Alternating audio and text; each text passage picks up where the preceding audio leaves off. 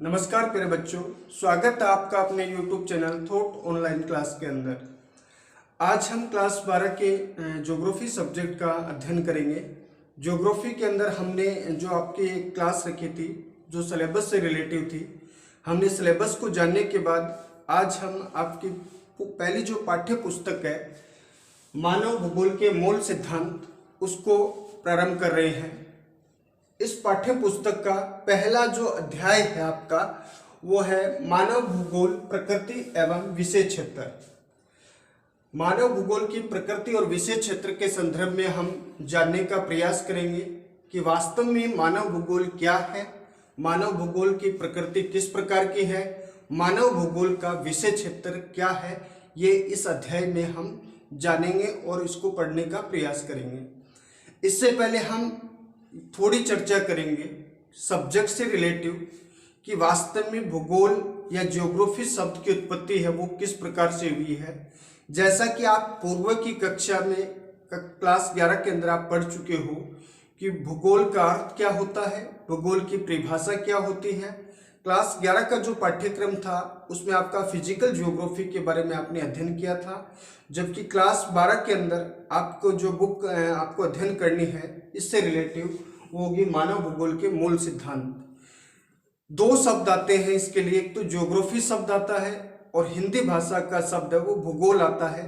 तो हम इन दोनों शब्दों की उत्पत्ति का कुछ बेसिक है वो जानेंगे, उसके बाद आपका ये जो अध्याय है वो प्रारंभ करेंगे। देखिए, सबसे पहले हम मानव भूगोल का अर्थ और परिभाषा को समझने का प्रयास करेंगे।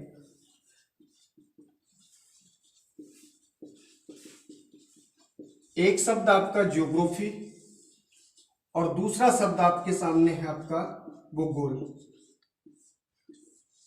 सबसे पहले हम ये देखेंगे कि ज्योग्राफी शब्द है वो अंग्रेजी भाषा से रिलेटिव है और भूगोल शब्द है वो हिंदी भाषा से संबंधित है।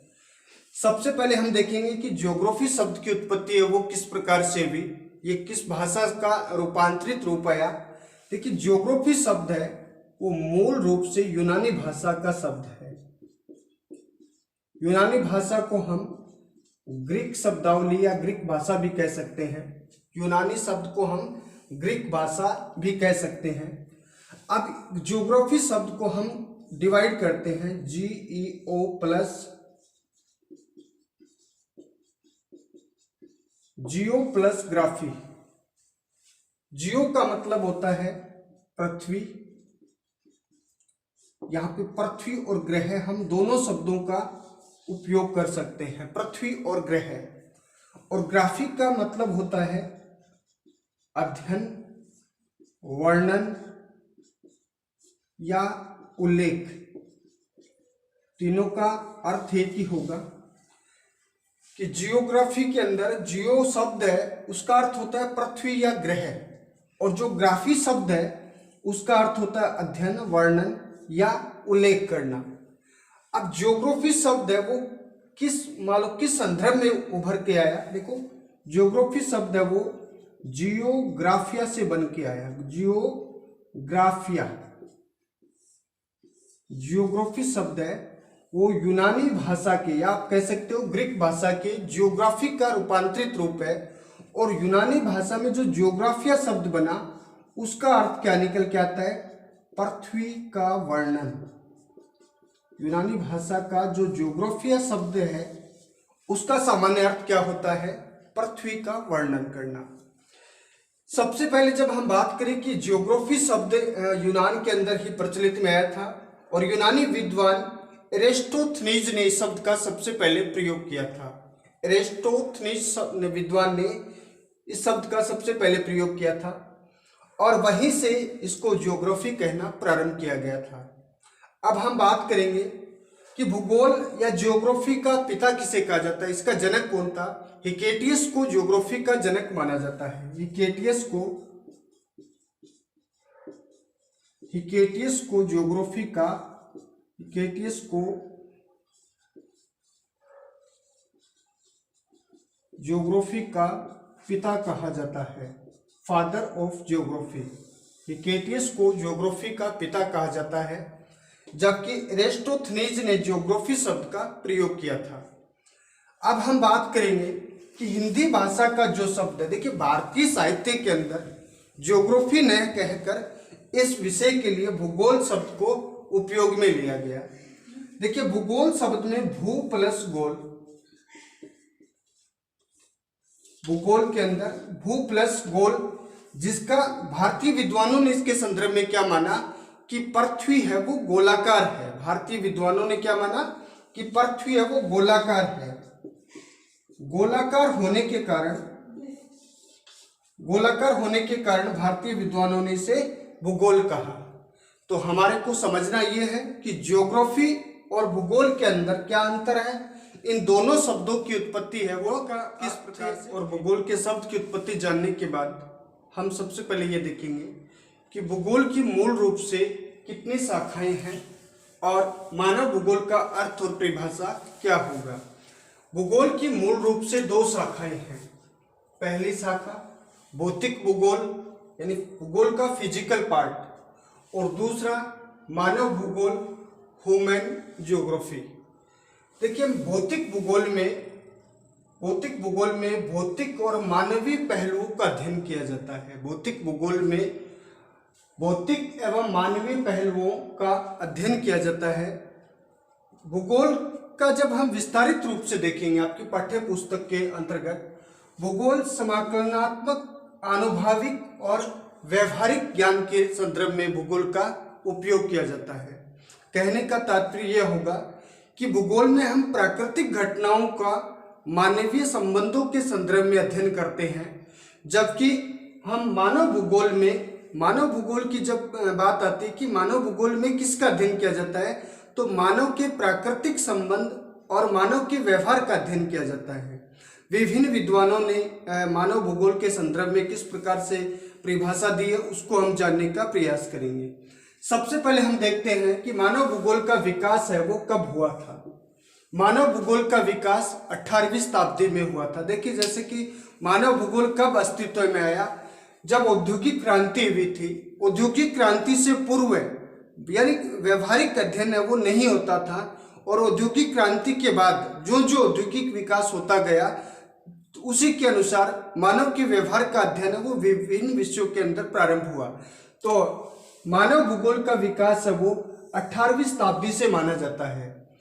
देखिए मानव भूगोल का हम कहेंगे कि आधुनिक मानव भूगोल के जनक कौन थे। फ्रेडरिक रेटजेल को आधुनिक मानव भूगोल का पिता या आधुनिक मानव भूगोल का जनक है वो कहा जाता है।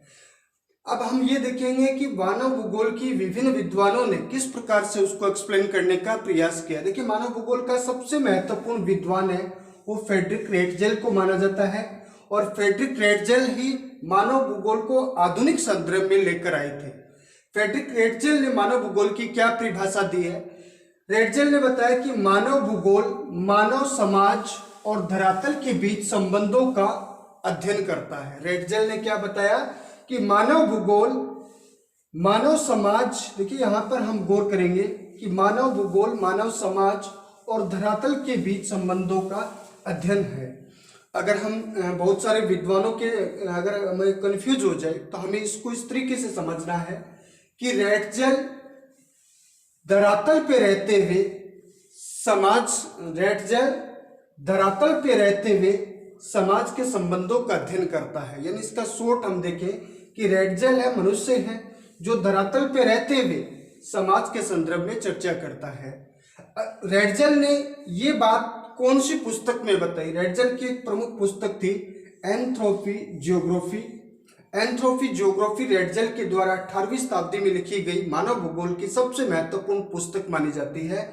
और इसी पुस्तक में रेटजेल ने पार्थिव एकता के सिद्धांत का भी जिक्र किया था या पार्थिव एकता के सिद्धांत की चर्चा की थी।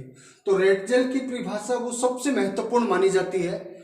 दूसरी जो प्रमुख परिभाषा है एलन सैंपल रेटजेल की शिष्या थी जो कि अमेरिका की एक भूगोलवेत्ता थी। एलन सैंपल रेटजेल की शिष्या थी जो कि अमेरिकी भूगोलवेत्ता थी। इसने मानव भूगोल के संदर्भ में क्या परिभाषा दी उसका हम एक्सप्लेन करेंगे। एलन सैंपल ने मानव भूगोल के संदर्भ में बताया कि मानव भूगोल अस्थिर पृथ्वी, अस्थिर का मतलब कि पृथ्वी तो गतिशील होती है, और गतिशील पृथ्वी और क्रियाशील मानव देखिए हम इसको यहाँ पे चंचल मानव भी कह सकते हैं, चंचल मानव। एलन सैंपल ने बताया कि मानव भूगोल में अस्थिर पृथ्वी और क्रियाशील मानव के बीच परिवर्तनशील संबंधों का अध्ययन किया जाता है। अगर इस परिभाषा को आप दूसरे तरीके से देखें, एलन सैंपल ने बताया कि मानव भूगोल गतिशील पृथ्वी और चंचल मानव के बीच परिवर्तनशील संबंधों का अध्ययन करता है। यह भी परिभाषा बहुत ही महत्वपूर्ण है।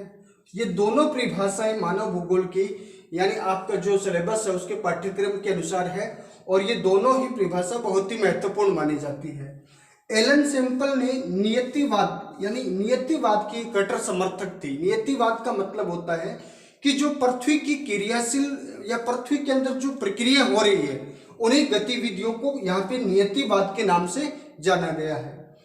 अगली परिभाषा हम देखते हैं। Paul Vidal de la Blache ने मानव भूगोल के संबंध में क्या बताया। इन्होंने कहा कि हमारी पृथ्वी को नियंत्रित करने वाले भौतिक नियमों, डी ला ब्लास ने मानव भूगोल की परिभाषा के संदर्भ में दी, हमारी पृथ्वी को नियंत्रित करने वाले भौतिक नियमों तथा इस पर रहने वाले जीवों के मध्य संबंधों के अधिक संश्लेषित ज्ञान से उत्पन्न संकल्पना है। इसमें भी हमें कुछ शब्द पकड़ने हैं, हमें उन शब्दों पे गौर करना है जो परिभाषा को मूल रूप से जोड़ रही है। देखिए विडाल डी ला ब्लास ने यहाँ पे बताया कि हमारी पृथ्वी को नियंत्रित करने वाले भौतिक नियम और इस पर रहने वाले जीवों के मध्य यानी हमारी पृथ्वी का जो भौतिक नियम है, भौतिक नियम का मतलब यहाँ पे ये लेंगे कि पृथ्वी गतिशील होती है। पृथ्वी की जो परिवर्तनशीलता है, पृथ्वी की परिवर्तनशीलता और पृथ्वी पर निवास करने वाले जीवों के मध्य जो संबंध होता है उसी का मानव भूगोल में अध्ययन किया जाता है। तो ये जो तीन प्रमुख विद्वानों की जो परिभाषा है, ये तीनों परिभाषा आपके महत्वपूर्ण है। जैसे हम क्वेश्चन इसका ये बना सकते हैं कि मानव भूगोल का अर्थ एवं परिभाषा बताते हुए विभिन्न विद्वानों ने मानव भूगोल के संदर्भ में क्या उल्लेख किया है। तो हम इन तीनों परिभाषाओं को महत्वपूर्ण लेंगे। तो जो गैट्सेल, Ellen Semple, Paul Vidal de la Blache ने जो परिभाषा दी है उन्हीं को मानव भूगोल के अंदर यानी औचित्य भी दिया गया और इनको प्रमाणित परिभाषाएं हैं वो माना गया। अब हम चर्चा करेंगे कि हमें जब आपको इस तरीके से क्वेश्चन पूछा जाए कि मानव भूगोल की परिभाषा बताइए या मानव भूगोल का अर्थ स्पष्ट कीजिए, उस संदर्भ में हम मानव भूगोल को किस तरीके से एक्सप्लेन करेंगे, यह परिभाषा हम देख लेते हैं। देखिए मानव भूगोल वह शाखा है जिसमें पृथ्वी के विभिन्न क्षेत्रों में मानव समूहों के प्राकृतिक सांस्कृतिक वातावरण की शक्तियों, प्रभावों, प्रतिक्रियाओं के पारस्परिक संबंधों और स्थानिक संगठन का अध्ययन मानव प्रगति के उद्देश्यों से प्रादेशिक आधार पर किया जा सकता है। इसको हम संक्षेप में लेंगे कि मानव भूगोल वह भूगोल है जिसमें विशेष रूप से प्राकृतिक सांस्कृतिक वातावरण और सांस्कृतिक वातावरण को प्रभावित करने वाली शक्तियां, प्रक्रियाएं, पारस्परिक संबंध और स्थानिक संगठन का अध्ययन है वो मानव भूगोल में किया जा सकता है। इसको और संक्षेप में अगर हम देखेंगे कि मानव भूगोल वह भूगोल है जिसमें मानव के व्यवहार को ध्यान में रखते हुए उसके प्रकृति के साथ किस प्रकार के संबंध है वो दृष्टिगोचर होते हैं, उनका अध्ययन मानव भूगोल में किया जाता है। तो प्यारे विद्यार्थियों, आज की क्लास के लिए आपका ये जो महत्वपूर्ण जो आपकी क्लास है कि मानव भूगोल का अर्थ और परिभाषा, इसको हमने इसका एक्सप्लेन किया। अभी आगे आने वाली क्लास में हम मानव भूगोल की प्रकृति, मानव भूगोल के क्षेत्र और मानव का प्राकृतिकरण से संबंधित बिंदुओं के ऊपर चर्चा करेंगे। आज की क्लास में इतना ही। अगली क्लास में हम बहुत जल्द ही आपकी जो ज्योग्राफी की क्लास है उसको हम कंटिन्यूटी रखेंगे। तो जितने भी क्लास 12 के बच्चे हैं जिनका ज्योग्राफी एक विषय के रूप में उन्होंने जो ले रखा है, सभी विद्यार्थी जुड़ने का प्रयास करें ताकि हमारी ज्योग्राफी की क्लास भी नियमित रूप से आपके सामने समय टू समय आती रहे। तो आज की क्लास में इतना ही, बाकी मिलते हैं अगली क्लास में। तब तक के लिए जय हिंद, जय भारत।